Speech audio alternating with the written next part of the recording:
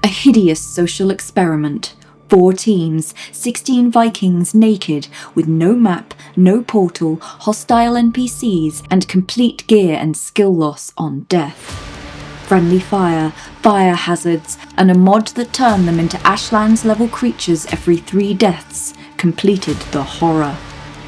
The sadistic game overseen by a man known only as V started in the meadows, forcing them to escape a tiny island. Then they were made to slay a deer god with just their fists, gain the highest skills, have the least deaths, capture the highest tier of creatures, and even build their own graves. Base. The scale of the tragedy at the Season 2 resort shocked the world, and we're here today to explore just what happened out there on this holiday from hell. I remember when we got to the island, the first thing that really didn't seem right was the lack of outhouses. We'd all been on this 4-hour-long boat journey, drinking, celebrating. What the hell? Oh. And when we got there was, I think, only one working toilet. Isn't this crazy? They've brought us all this way and there's like 1 toilet. What the hell?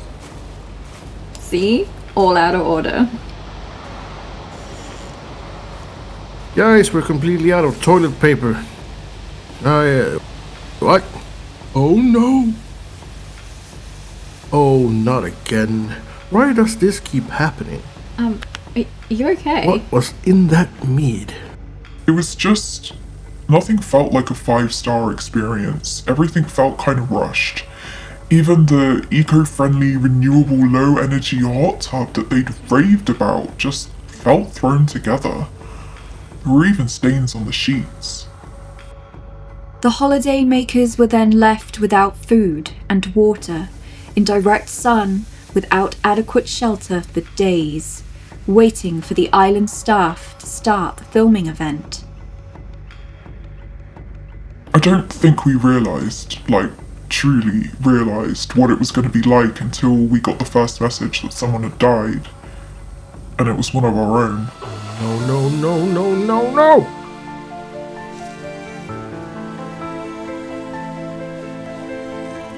No, no, no, no, no!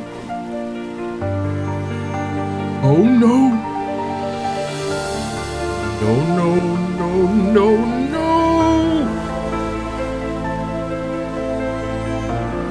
No! That was very accurate. Such a sad fate for such a handsome man. I didn't know him well, but his loss was felt. You know, mostly because we had to go back to Spawn to help him not get eaten by pigs.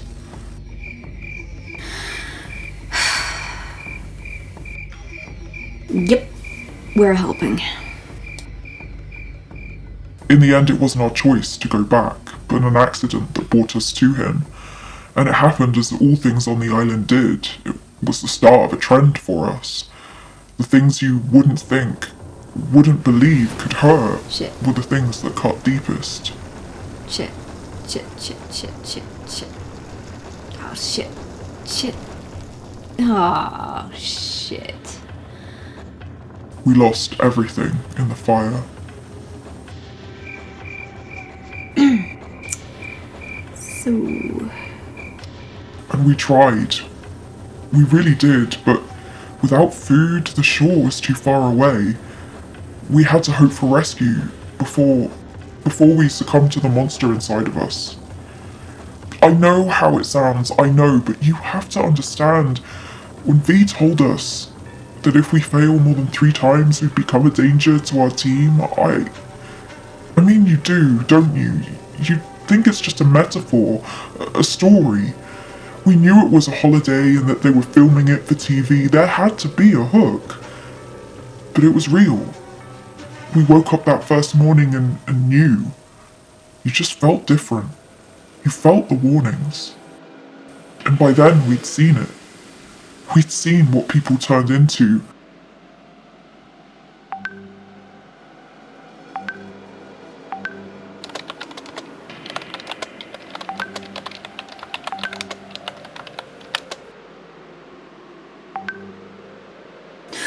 Monster. And there were two of us early on, Wadel and I. We could feel it.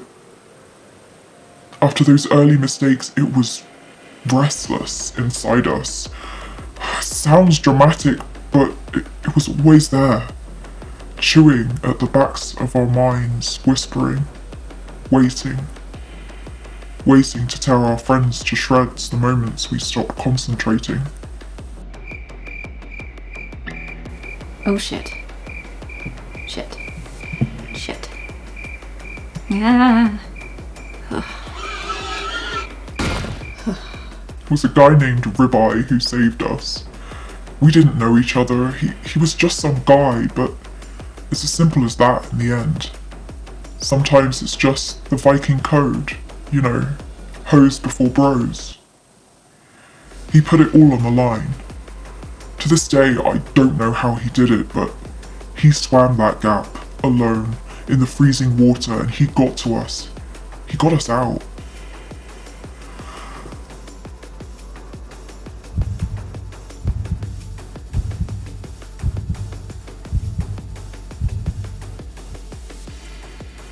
I've been through a lot of stuff in my life, but that sort of hopelessness, that first night that you feel when you've lost everything, it was a dark place, you know?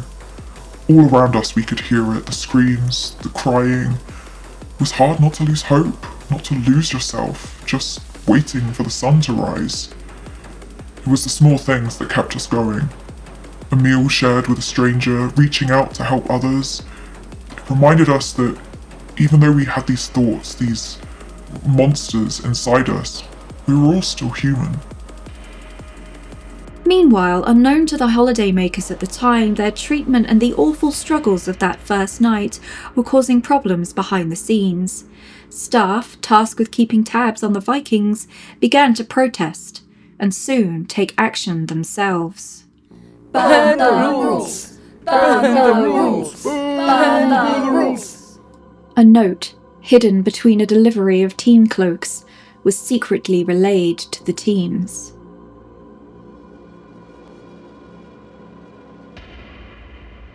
A deal had been made. Somewhere, somehow, someone was out there fighting for us. And then I knew then what I had to do. I was so close to losing it, and the others, we'd grown close. I wouldn't be able to face myself if I, you know. So I went out into the forest to die. One last impossible mission, seeking the tools we needed to survive.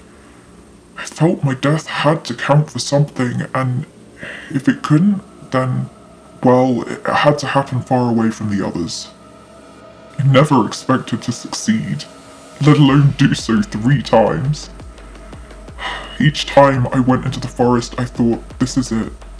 I'm not coming back. But each time I did, and each time we got a little closer to thriving. I guess maybe I couldn't work up the nerve to end it, or maybe I just worked well under pressure, I don't know. But I got the supplies back to them, and then I knew. It was time. I just let go, let it happen. Just sat down and let them come. I remember the sunset, the colours filtering through the trees, and then it all went black.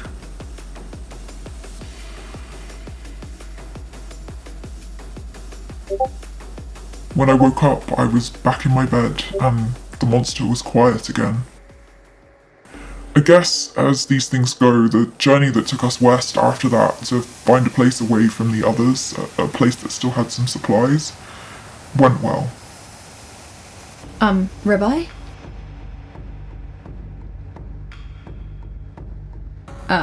Ribeye? In the end, it was me and Ribeye who made it over. Some of the others left us along the way, something about caffeine not being superior to sleep or something. I didn't know when we landed that I would be facing my darkest days. Maybe I would have made a different decision if I'd known. It happened when we were trying to construct shelter, with the dark closing in on us. A race against the creatures who appear when the sun sets. A race I lost.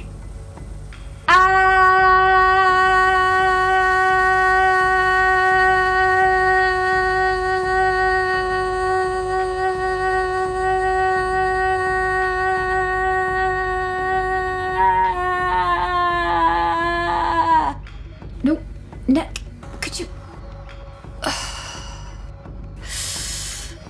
Oh, I'm never gonna live this down. Then I lost my only ally, Ribeye. He tore my heart out with him, and took his own bed alongside it. Oh, Ribeye? I was alone, far from spawn, and the monster inside me was once again clawing to be released. I chose another lonely walk into the dark woods, but this time there were no friends left to greet me when I returned. Oh, nope. Nah. Up.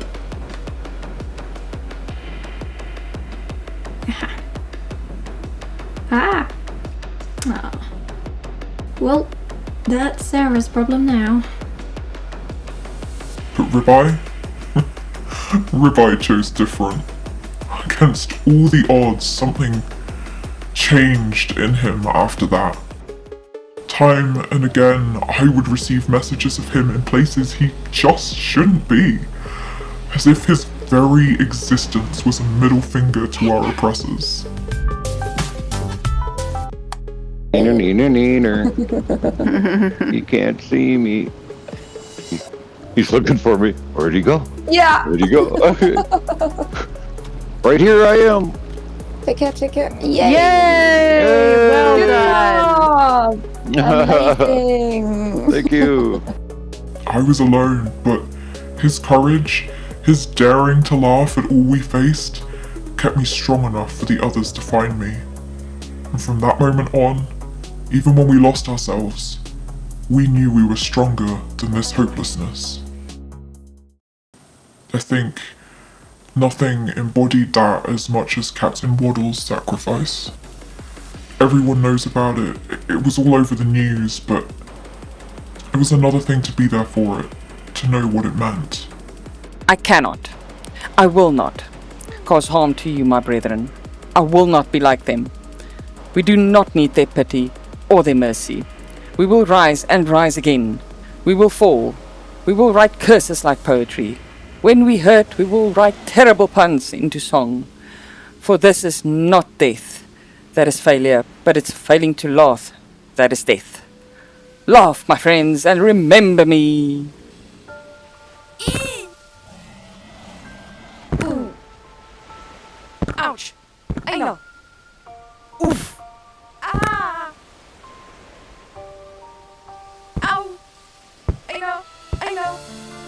Ouch.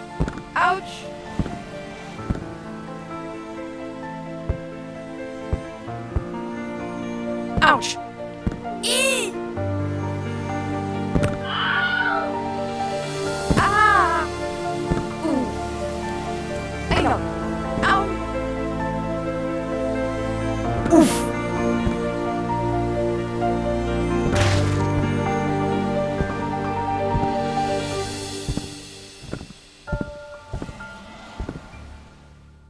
How tall is this mountain? Way taller than it looked. Do you guys... oh, not again. Why does this keep happening? Why are there so many of you? I mean me. We had to destroy her with fire in the end, but her words kept us strong through that grisly task. Oh crap! Oh, It he's spawned in hit something. It spawned in a big guy up Fuck. next to the... Yeah. Oh shit. He must have hit the campfire. Oh, that didn't work. Well, I thought that would work, but it does not. Never mind. He's Right, dead. back- Nice work, guys. Nice work. Back. That was hairy. If he'd hit me, I'd have died and become a revenant too. Yeah, but you be Yeah. careful, Koo. Yeah. Her sacrifice, It kept the monster contained. It's almost dead. And from that moment on, we knew how to deal with them. Yay! You can come back in. Yay, well done.